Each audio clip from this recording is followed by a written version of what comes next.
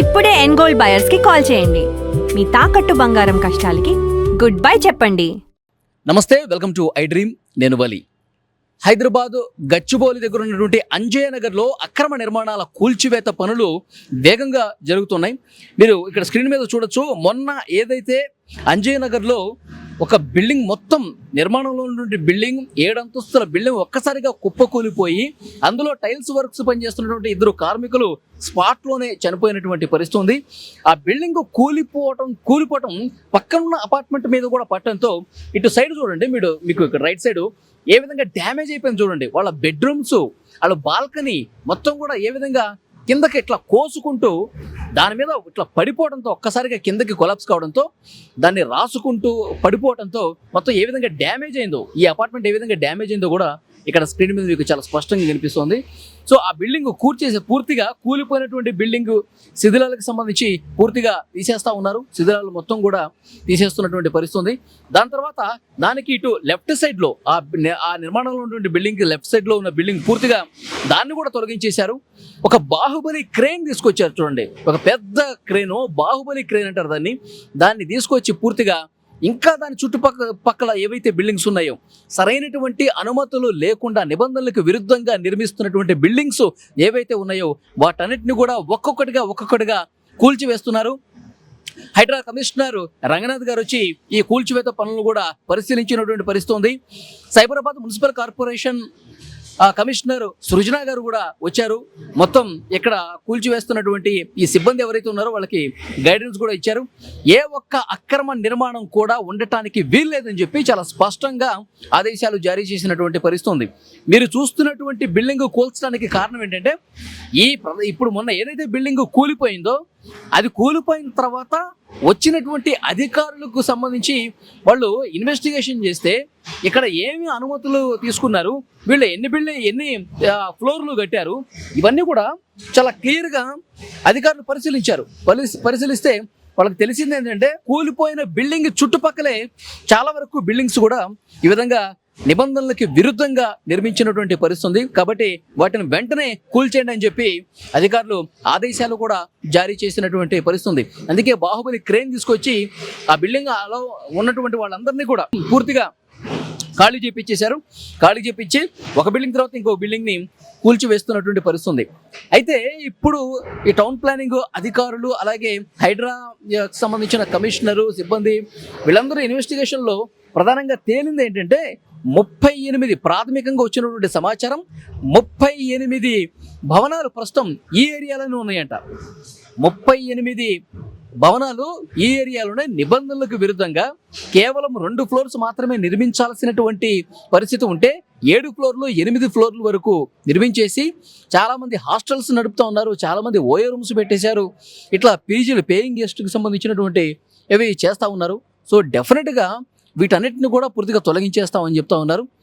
ఒకటి అనుమతులు తీసుకోకపోవటం ఒకటి, ఇంకొకటి ఏంటంటే అనుమతులు తీసుకుని దానికి విరుద్ధంగా ఎంతైతే పర్మిషన్ వచ్చిందో దానికి విరుద్ధంగా ఇంకా పెద్ద సంఖ్యలో వాళ్ళు ఈ నిర్మాణాలు చేసినటువంటి పరిస్థితి ఉంది. కాబట్టి వాటన్నిటిని కూడా పూర్తిగా చెక్ చేస్తున్నారు. ఏదున్నా సరే తీసేస్తామని చెప్తున్నారు. ముఖ్యంగా ఈ అంజయ్ నగర్ కావచ్చు, పక్కన ఉన్నటువంటి సిద్దికి నగర్, ఈ 2 ఏరియాల్లోనే ఎక్కువగా అక్రమ నిర్మాణాలు ఉన్నట్టుగా తెలుస్తోంది. ఎందుకంటే ఇది ఐటీ కారిడార్కి చాలా పక్కగా ఉన్నటువంటి పరిస్థితి ఉంది.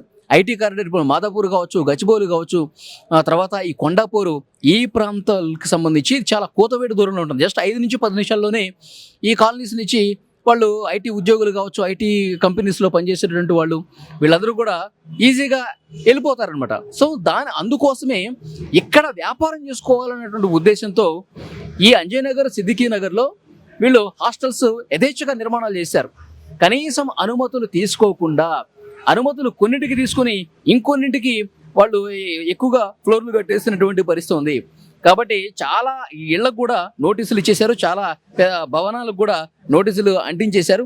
మీరు వీలైనంత త్వరగా ఇక్కడి నుంచి ఖాళీ చేయండి, ఖాళీ చేసిన తర్వాత మేము పూర్తిగా వీటిని తొలగించేస్తామని కూడా చెప్తున్నటువంటి పరిస్థితి ఉంది. అమ్మా, ఇప్పుడు ఇక్కడ బిల్డింగ్ పడిపోయింది కదా, ఆ రోజు మీరు ఎక్కడ ఉన్నారమ్మా? ఇక్కడే ఉన్నారా? ఇక్కడే ఉన్నాం. ఆ రోజు అసలు బిల్డింగ్ పడిపోయినప్పుడు పెద్ద శబ్దం వచ్చిందంట కదా, మీకు ఏమనిపించింది ఆ టైంలో? అది ఏదో భూకంపం లాగా వచ్చేసింది. అట్లా వచ్చిందని మేము అక్కడే నిలబడ్డాం. మేము అప్పుడే అన్నాం కానీ ఇట్లా ఇదే టైంకు దిగినాము, టిఫిన్ తీసుకుంటున్నాము. అప్పుడే మొత్తం భూకంపం లాగా వచ్చింది. మొత్తం మట్టి మొత్తం బిల్డింగ్ అంతా నిండిపోయింది. ఏం మనుషులు కనిపిస్తలేవు ఒక అర్ధగంట దాకా.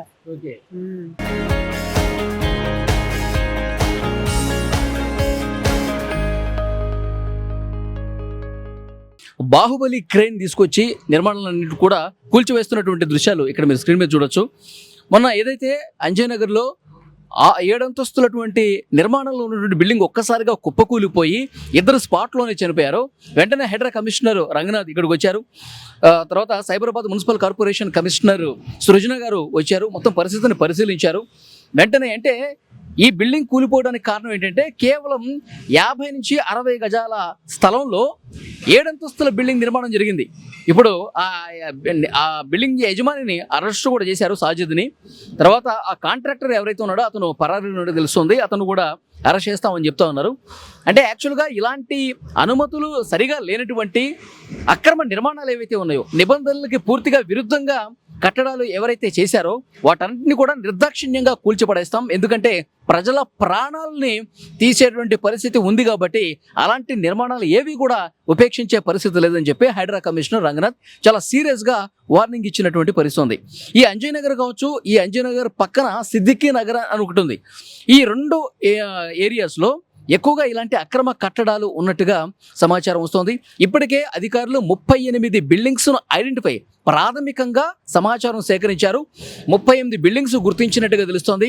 అందులో కొన్నింటికి ఆల్రెడీ నోటీసులు కూడా ఇచ్చారు. మీరు ఇక్కడ వెంటనే ఖాళీ చేసి వెళ్ళిపోండి, ఏ క్షణమైనా సరే వచ్చి క్రేన్లు వచ్చేసి కూల్చేస్తాయని కూడా చెప్పినటువంటి సిచ్యువేషన్ ఉంది. చూడండి, ఒకసారి పెద్ద శబ్దంతో ఇక్కడ నిర్మాణాలన్నీ కూల్చేస్తున్నారు. యాక్చువల్గా పడిపోయినటువంటి బిల్డింగ్ పక్కన ఇంకొక బిల్డింగ్ ఉంది. అక్కడ క్రేన్ ఎక్కడైతే నిలబడిందో ఆ నిలబడినటువంటి క్రేన్ స్థానంలో ఒక 7 అంతస్తుల బిల్డింగ్ ఉండేది, దాన్ని పూర్తిగా కూల్చేశారు. ఆ ప్లేస్లోకి ఇప్పుడు బాహుబలి వచ్చి దాని పక్కన ఉన్నటువంటి ఇప్పుడు బ్లూ కలర్ బిల్డింగ్ కూడా కూల్చేస్తున్నటువంటి పరిస్థితి. దీనికి కూడా సరైనటువంటి అనుమతులు లేవు, నిబంధనలు లేవు. టౌన్ ప్లానింగ్ అధికారులు అసలు ఎట్లా అనుమతులు ఇచ్చారన్నది కూడా ఇక్కడ క్వశ్చన్ మార్క్ కనిపిస్తోంది. ఇప్పటికే కొంతమంది అధికారులు కూడా సస్పెండ్ చేసినటువంటి పరిస్థితి. అంటే కొంతమంది డబ్బులకి అలవాటు పడిపోయి వాళ్ళకి చూసి చూడనట్టుగా వ్యవహరించిన అధికారులు ఎవరైతే ఉన్నారో వాళ్ళ మీద కూడా యాక్షన్ తీసుకుంటున్నటువంటి పరిస్థితి కనిపిస్తుంది. సో డెఫినెట్గా ఈ 2 ఏరియాస్లో, ఈ 2 కాలనీస్లో ఏ అక్రమ నిర్మాణం ఉన్నా సరే వాటిని తీసి పడేస్తాం. వెంటనే ఇక్కడ అందులో ఉన్నటువంటి వాళ్ళు అధికారులకు సహకరించాలని కూడా చెప్తున్నటువంటి పరిస్థితి ఇక్కడ క్లియర్గా కనిపిస్తుంది. ఎందుకంటే ఈ ఏరియాలో ఎందుకు అక్రమ నిర్మాణాలు ఇంత ఇదిగా వెలిశాయి, ఎందుకు అధికారులు కళ్ళు కప్పి కొంతమంది, అధికారులకు లంచాలు ఇచ్చి కొంతమంది కాంట్రాక్టర్లు ఈ విధంగా నిర్మాణాలు చేసినటువంటి పరిస్థితి ఎందుకుంది అంటే ఇది మొత్తం ఐటీ కారిడార్ కిందకు వస్తుందండి. ఐటీ కారిడార్ కొండాపూర్ కావచ్చు, మాదాపూర్, గచ్చిబౌలి ప్రాంతం మొత్తం కూడా పెద్ద పెద్ద ఐటీ కంపెనీలు, జాతీయ అంతర్జాతీయ సంస్థలకు సంబంధించిన ఐటీ కంపెనీలు ఇక్కడ ఉన్నాయి. సో వేలాదిగా ఐటీ ఉద్యోగులు నివాస ప్రాంతం, ఎందుకంటే ఇది చాలా కూతబెడతారు అనమాట. 5 నుంచి 10 నిమిషాల్లోనే వాళ్ళు తమ సంస్థలకు చేరుకుంటారు. సో ఇక్కడ డిమాండ్ బాగా ఉంది. చాలామంది ఐటీ ఉద్యోగులు రెంట్లకు వస్తూ ఉంటారు, హాస్టల్లో ఉండడానికి వస్తూ ఉంటారు, పేయింగ్ గెస్టులుగా వస్తూ ఉంటారు. సో అలాంటి వాళ్ళు ఇక్కడ ఎక్కువ కాబట్టి వాళ్ళ కోసం ప్రత్యేకంగా హాస్టల్స్ నిర్మిస్తున్నారు.